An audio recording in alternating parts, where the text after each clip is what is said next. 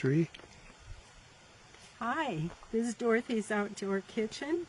I just put the biscuit makings in my bowl here, and I'm going to add some cream. There we go. Hope this turns out well. And then, once I get that mixed up, I'm going to put my fruit in my cast iron, I call it an olla. Juanita, is that the correct word? I don't know. Anyway, let's get this mixed up.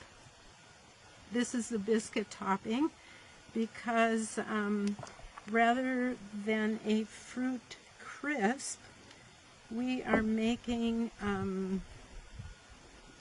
sort of a biscuit topping. So it looks like I need some water in here. I didn't bring enough cream. So I'll just rinse out my little cream container and to add a little water to our biscuit mix because we're making a cobbler here, a fruit cobbler that we're going to put in the fire. So here we go. Oop, looks like we need just a wee bit more water. Okay. That should be good enough. The biscuit dough is very easy. It's just plain old flour and baking powder and butter and then my liquid water and cream.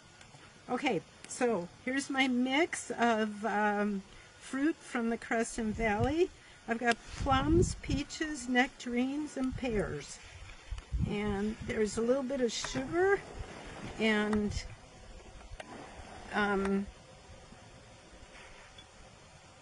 what's it called to thicken it? I can't, oh, cornstarch. I've got some cornstarch in there. So, ooh, it looks so pretty in here. I'll try and show you. See, can you see it? All those colors and all that goodness. Okay. So here goes my topping, which is the biscuit dough. So, oops, it's going to get a little messy here, folks. And then Dan's going to put this in the coals on the fire. And it's on. You can see that the pot, cast iron pot, has legs on it. So it's really handy. You can put it right on the coals, and then the lid to the cast iron pot is depressed a little. Pardon? Concave. Thank you.